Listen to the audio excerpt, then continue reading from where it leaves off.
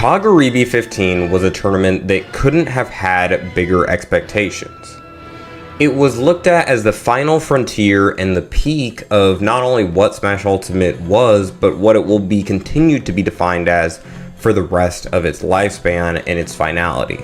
Because of this, there was no way that it could possibly live up to those expectations. And yet somehow, it surpassed them. But before I break down every single thing that took place in this event in order from the innocent beginnings to the brutal climax at the end, I ask that you subscribe, as I'm hoping to hit 2,500 subscribers before the end of June, and if you would, it would be a huge help. But with that being said, Kagaribi 15, here we are.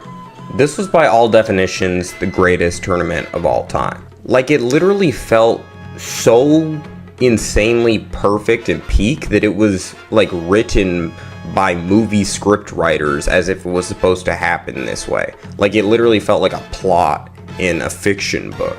Kagaribi was literally a perfect event, and it could be divided pretty seamlessly into 5 chapters in which I will break down each, and each one really surpassing the previous one in terms of its scale and the sheer shock value that it brought to the table. Beginning with chapter 1, which happens to line up with day 1. Now, day 1 was about as standard as you could expect, with a microscopic amount of upsets, which little did we know at the time, but it was kind of a sign of things to come for this event. As this event, in contrast to many others, instead of having a ton of upsets, all of the top players were literally playing in peak form because none of them were willing to give up their shot at winning what would go on to become the greatest tournament in the history of Smash Ultimate. A key factor of Level Up Expo was the fact that so many top reps were just getting knocked out left and right before they even made it to top 24. But people were not playing at Kagaribi, and you would see nothing really like this. This was the most calm and also the most brief chapter of this story, as it mostly just sets up our characters into chapter 2, which begins with day 2.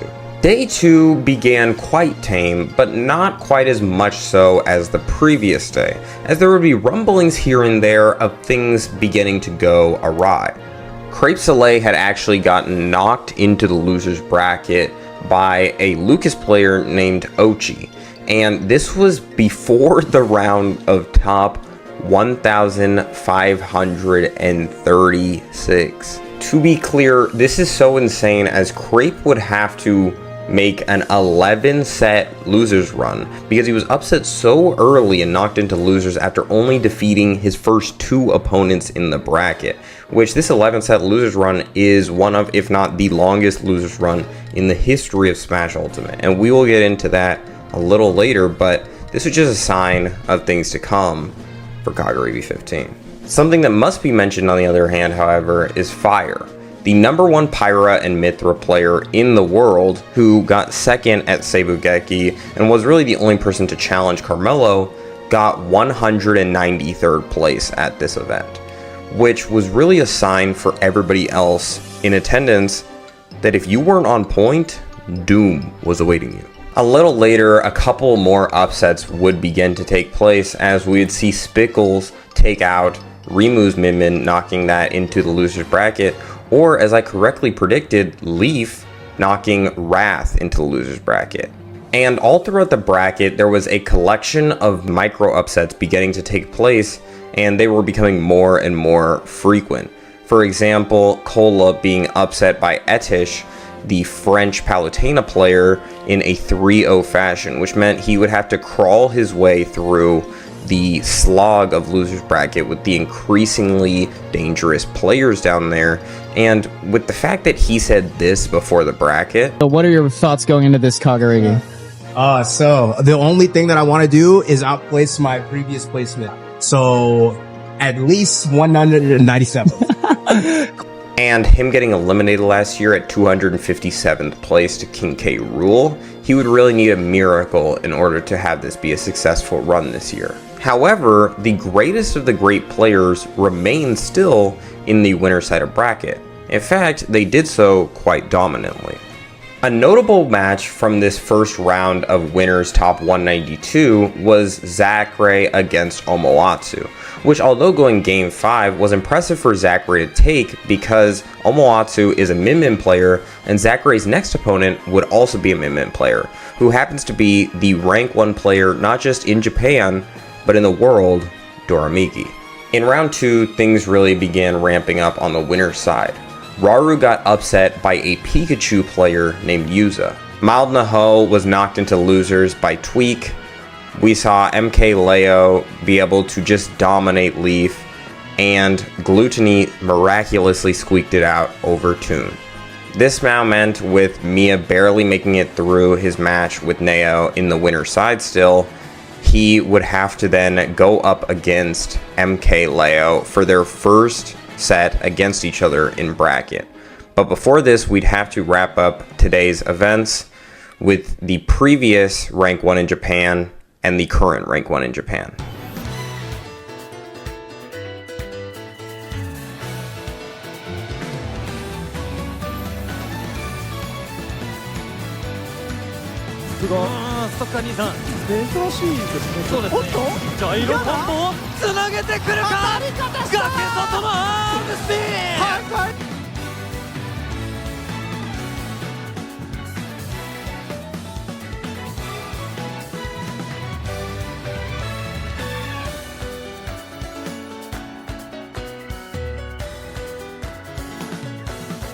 動きジャイロで相殺してきたが受け身から内側メガボルト結局これいやこの受け身からのその後の展開作りが素晴らしいですよね、ドルフィン選手。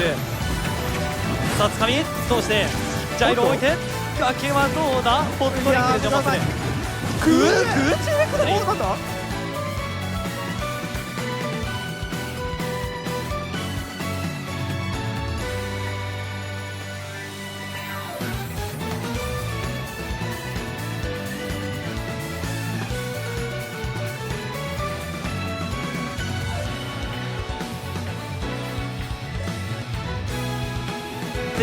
リスクを追わないようにお互いに打ち込む。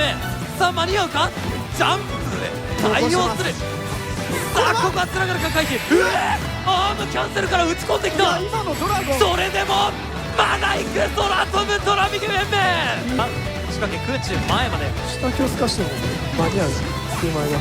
さあ崖外押し出して飛び出してくる、そこまで来るか。上必殺外境を切っているがその後も追いかける。着地がない、地上がない。どこまで来るんだ。つかみは埋めて抜け出しを。さあもう予想のできないルート永遠に来る。お互いに見せる必要がある。ザクと跳ねばつなげるんだ。ドラ右ルートは撃墜までいざなう。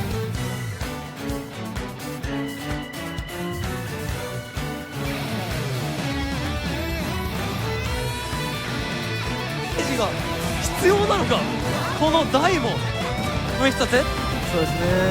空中ニュートラルからオームスピンで撃墜がギリギリ耐えるが追い打ちの空中しろ。つかみを通してくれ。ここの読み合いの強さ、ザクレイ選手。いや判定勝った。体育狙ってギリギリ耐える。着地は上京から空中山田耐える。もう一度撃墜だ。崖展開にはなるがいかない。メガボルト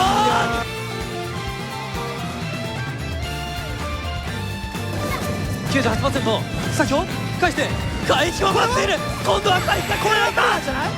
ドラゴン撃墜だ。素晴らしい。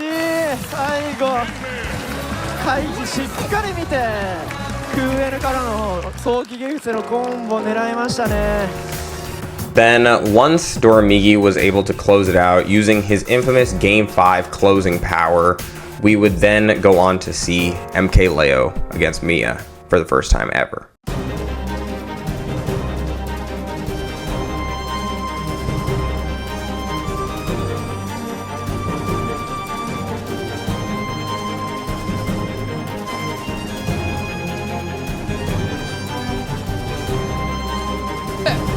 仕留められるか。ミヤ捉えた。これで動いて甘くないんですけど振り方もね技もこれ高いですよ。痛すぎ87、そしてアルセーヌが外に出るとまずいぞ。下スマッシュで撃墜。プロミネスルート暴れてきた。面白いですね。DA 攻撃が強力なのでそればっかりに意識がいってるとなかなかケアしきれない。空中した装備を手に入れたが空中後ろ打球を背負う展開になる可能性も高い。そうこれを空中した27打球を上がる。いや一回よく我慢したが許さない。まずはアルセーヌ帰ってきて連着このカードねダメージの運びがねお互いに僕だとうますぎる。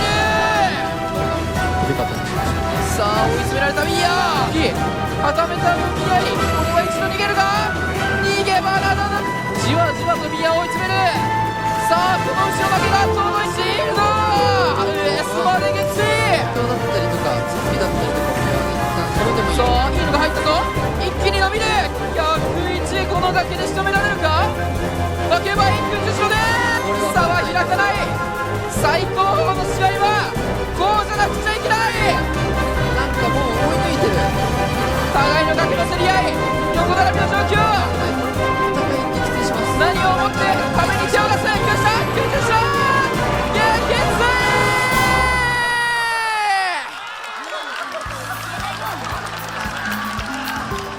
これはすごい激突。In losers, we continue to see a ton of these players not giving up, as Mild Naho would make an upset over Ataru, and Saya, the Ice Climbers, would upset Yoshidora. And maybe the most impressive, Cola, still somehow in the bracket, would upset Nyono Kombu, which meant that him and Zachary were on a crash course. 最初に切ったこれはマーベラス。あまりにもマーベラス。ほかほか込みで緩和もないんでこれは激痛ですね。空中に対してさあ完全イーブンだ。ボルテージも最大ですね。はい、観客のボルテージもマックスでお送りしてまいります。速度を失えないのはザクレイ。攻撃上がりにダッシュつかみから空中前火力を伸ばしていったのはコーラしないコーラ。空中前さすがたりコマを出し切る選択。コマを保持してればそっちですね。さあ今日読み合いだが本当に打ち転がりどんだけ読みが強いんだ。いやーいい車でしたね今の。そのまま比較に読んでる捕まえてのタイプこれはちゃんとなくて崖狩りのセットアップにはなんとか間に合いそうだ。空中しろコマ空中しろ固めてくる。ダウンの展開追いかけてもう一回打ち転がり読んでる。捕まえた前投げ。ここで倒してみたいですね。空中しろマーベコンタイミングをずらして下強に前ス合わせる形でダウンになった横強で撃墜だ。コーラも大きく飛び込む。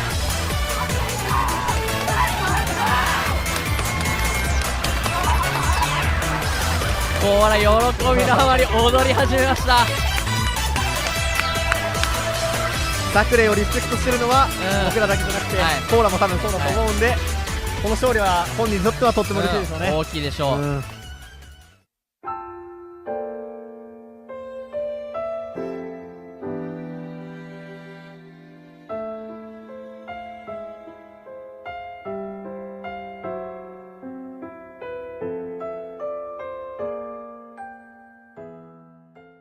With that match finally concluded and day 2 wrapping up, we would go on to see some players barely scraping by into the final day, while others, like Spargo, still had yet to even drop a single game.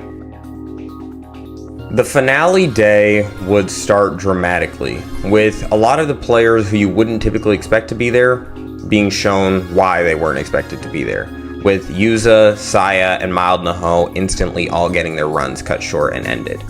We finally saw Crepe Soleil get his run cut short by his French rival in Gluttony, as Gluttony would take out yet another Steve within this bracket. On the winner side, we see Doramigi over Shuton, Spargo over Leo, Zombo over Hurt, and Akola over Tweak. Kola was finally taken out by Ryuo's Diddy Kong, as we would go on to see Gluttony defeat yet another Steve that they sent his way. We'd see Hurt defeat Carmelo, along with us seeing Leo take out Ryuo. Gluttony would finally meet his match when it came to Shuton, and Yara was able to 3-0 tweak. This would make these 4 our final 4 qualifiers for top 8 of Kagaribi.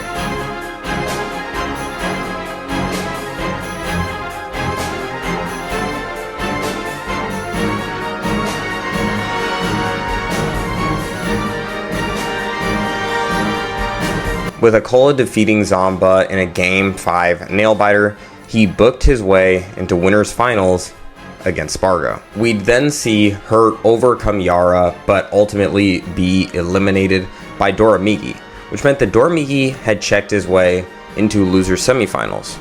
But who would make it there to challenge him? Best player in the world, MTV!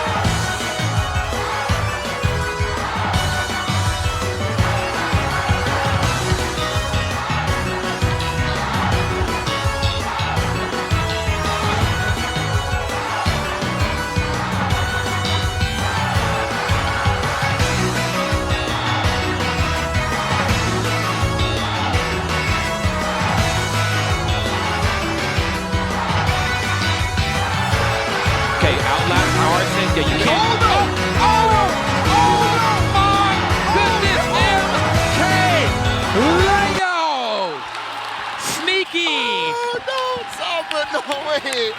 With Leo overcoming Zamba, it was now set in stone that him and Doramigi would have to clash. This marked the final four of the tournament, which happened to line up with the four players who have historically been ranked number one throughout the game's history: MKLeo, Akola, Spargo, and Doramigi.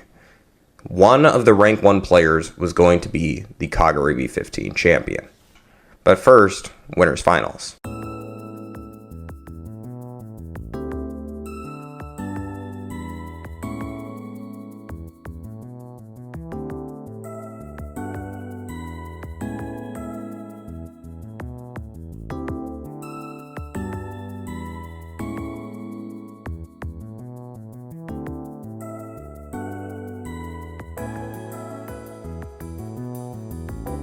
Now it was time.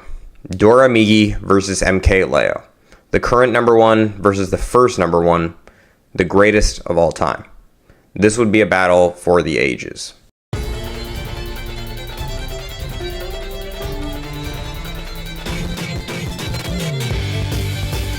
Him before in quite some time, but of course the Mennonite a little bit rusty, I'm sure. Off stage here doesn't take. Oh my god, I cannot believe that Nair missed. Oh!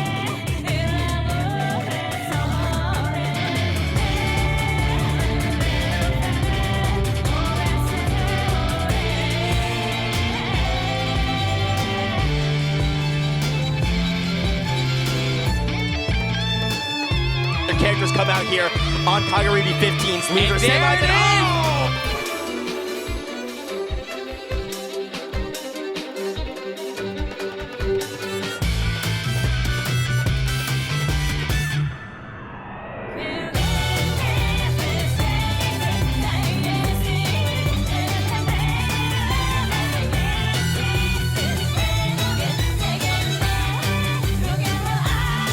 Goes out. Fortunately, misses that one. Oh, grab! Into another alternative kill. Not gonna do it, yeah. Timing as Doramigi managed to find his way back onto the stage. And so tense now, but no, a uncharacteristic misinput from Leo with the spaghetti!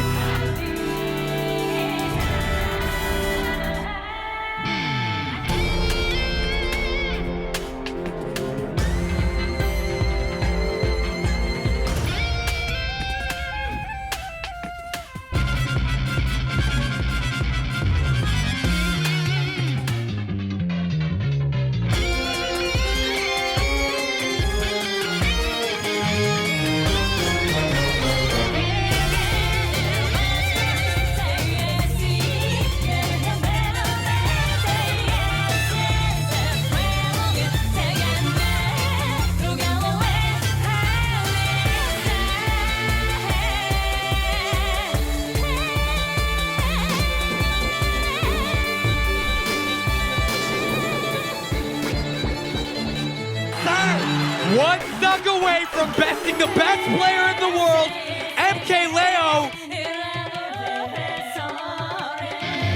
Not impossible now for Leo. It's his turn to take control of the game. 4-1. Oh my god, goes for the grab. Off-stage situation now for Doramigi. Managed to find his way back, but MKLeo with the ledge trap finds the back air, sends him to the other side. Going this back is as in close for as it can get. Nothing can keep these two apart. Looking for that win condition of that 4-1, but off stage now. Leo not going to be able to make it back safely as he does, just barely.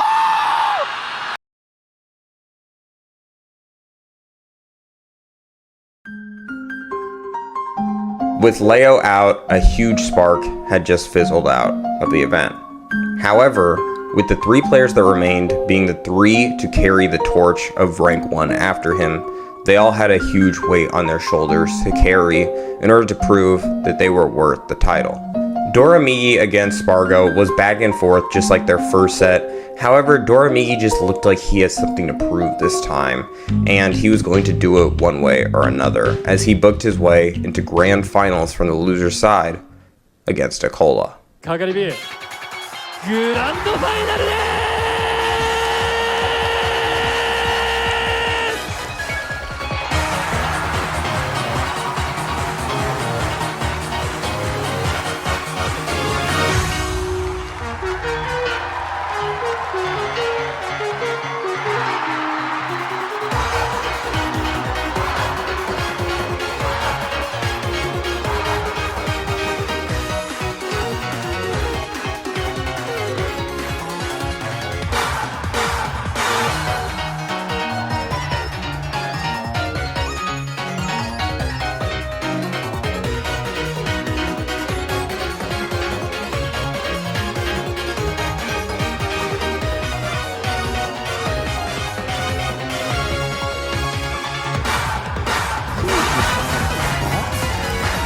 グータッチをかまして画面で語る。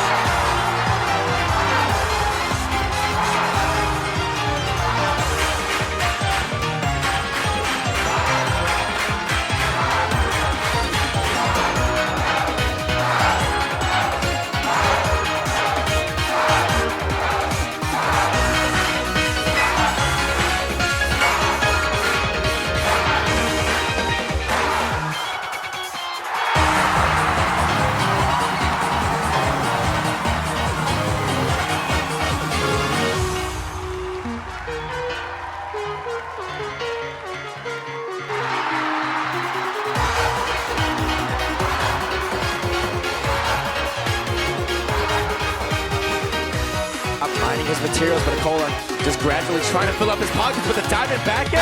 Okay, be able to He's on board.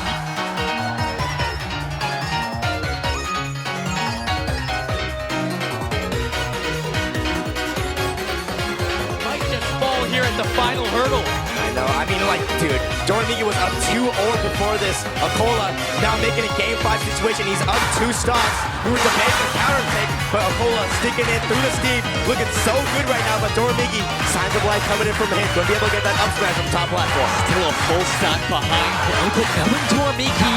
His conversion rate is so brutal right now.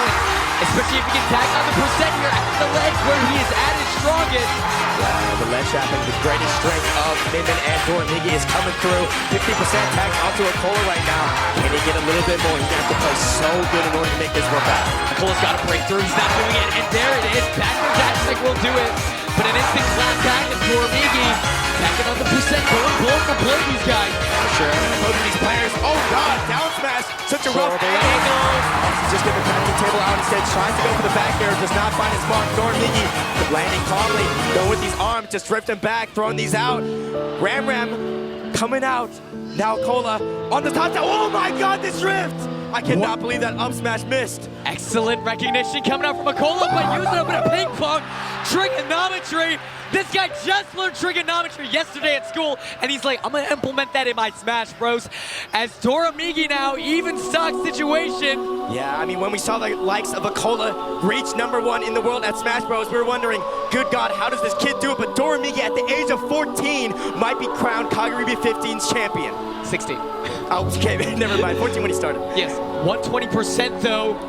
You gotta be scared if you're Dormigi right now. Akola finally finds his break. Off stage, went for it all, but no, not gonna do it just yet. Akola just tasting the victory. Tries to go for an early edge guard right over there, but Dormigi now, his ledge trap scenario, you never wanted to be here. Is this it? Right into the air dodge. Wait, no! Akola does it! The prodigal son of Smash Bros. Ultimate post-COVID.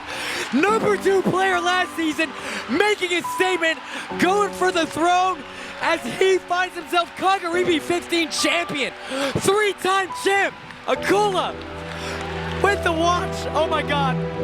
What an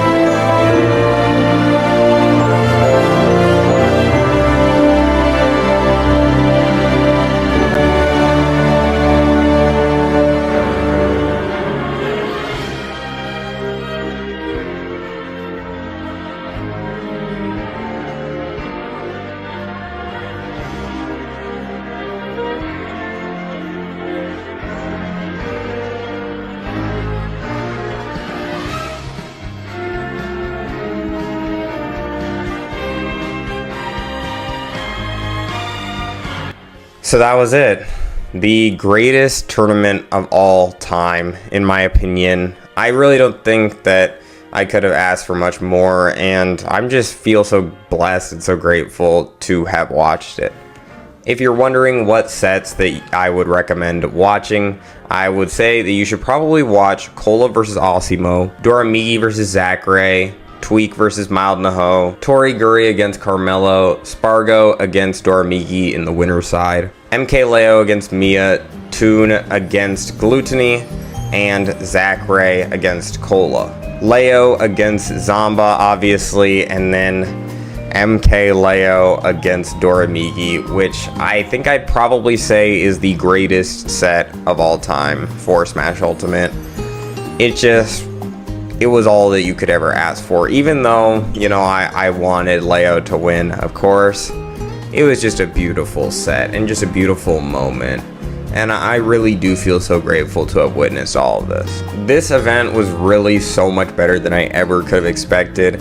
And I'm just so thankful to you and to anybody who's ever enjoyed this game and who makes it what it is, because it was just such a beautiful experience. And the way that the top 8 turned out, I mean, you can't make this stuff up. If you guys enjoyed this video, please be sure to like and subscribe, as it's a huge help. And as always, a huge shout out to all of my channel members: Wally Winker, Julie, My Fears Have Become Phobias, Joseph YouTube, Polly B25, and JJE261YT, as your support just means the universe to me. And it's only $1.99 if you would like to become a channel member. So with all that being said, obviously more videos soon on the way, and as always, see ya.